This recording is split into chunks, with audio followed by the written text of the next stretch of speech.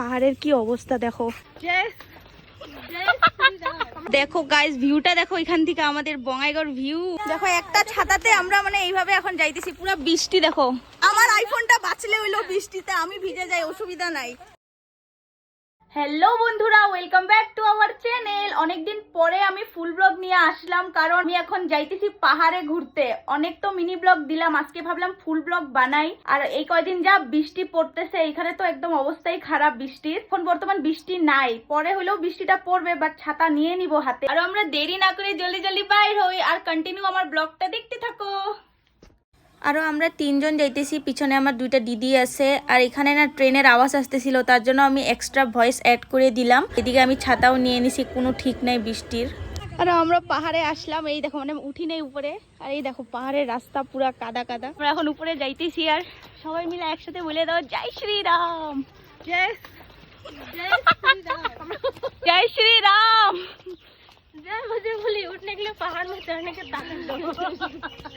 পাহাড়ের কি অবস্থা দেখো, পুরা গাছ ভেঙে গেছে নিচে। আর দেখো ওদের রিলস বানানোর শেষই হয় না, এখনো কত উপরে উঠতে বাকি আছে।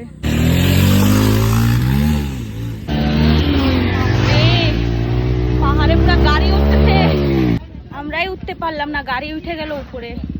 এদিকে দেখো দিদি রিলস বানাইতেছে। দিদিরা এখনো অনেক পিছনে আছে, আর আমি আগে আগে যাইতেছি। কেন কি এত গাড়ির উৎপাত হইতেছে না, মানে বাইকগুলো এইভাবে পাহাড়ে উঠে যাইতেছে, দেখাই আমার ভয় লাগতেছে। আর এনার্জি তো নাই, আওয়াজই বাইর হইতেছে না আমার।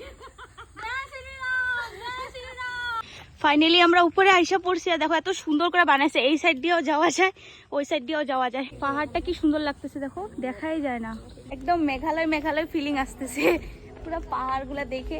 এবার যাবো ডাইরেক্ট এই উপরে। দেখো দেখো গাইস, ভিউটা দেখো এখান থেকে, আমাদের বঙ্গাইগাঁওর ভিউ। বলো দিদি কিরকম লাগতেছে ভিউটা এখান থেকে? বৃষ্টি পড়লে এটাই ভালো লাগে, মানে কিছু দেখা যায় না, সব ঢাকা থাকে। এই সাইডটা দেখতেছো না, এখানেও উঠা যায়, ওখানেও যাবো যাওয়ার টাইমে।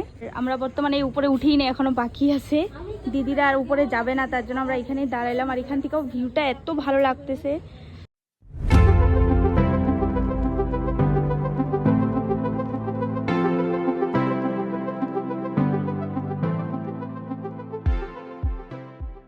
আমরা এত ফটো ক্লিক করে নিলাম, আর উপরে গেলামই না। আর এখানে ছাতা রেখা আমরা এখানে পুরো ফটো ক্লিক করলাম। আর এটা হলো মন্দির, এখন বন্ধ হয়ে গেছে মন্দিরটা।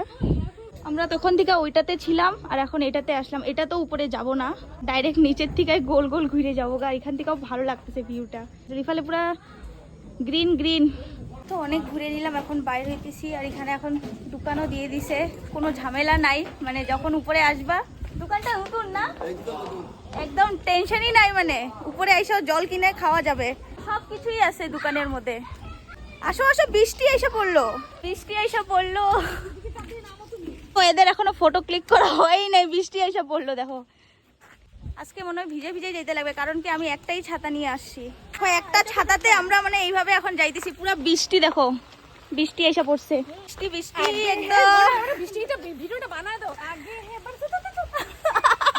এই গানটা তুমি সেট করো ভিডিও মধ্যে।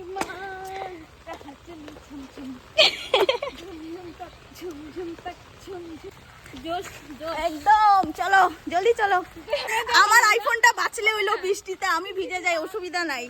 আর আমি এদিকে ছাতা দিয়ে কভার করে নিছি, কেন কি আমি আইফোনটা ভিজাতে চাই না। আইফোনটা ভিজে জলের মধ্যে ওয়াটারপ্রুফ হয়, কিন্তু আমার মনটাই মানে না গাইস, তার জন্য আমি ছাতা দিয়ে এইভাবে নিয়ে যাইতেছি আইফোনটাতে। আমি ভিজে যাই, অসুবিধা নাই, আইফোন না ভিজলে হইলো। এত বৃষ্টি পড়তেছে, ওদের রিলস বানানো শেষই হয় না। ক্যামেরা ওমেন, চলো ক্যামেরা ওমেন। কোন রকম স্টেশনে আসলাম, দেখো এত জোরে জোরে বৃষ্টি পড়তেছে। জাস্ট ঘরে আসলাম, আর এই দেখো পুরো ড্রেস চেঞ্জ করে নিলাম, কারণ কি পুরো ভিজে গেছি আমি। আর আমার রুমটা ইগনোর করবা, বৃষ্টির দিন সব দিকে কাপড় মেলা আছে। আর ভিডিওটা এখানেই এন্ড করি। যদি ভালো লাগে তাহলে লাইক কমেন্ট আর সাবস্ক্রাইব করতে ভুলবা না। টাটা।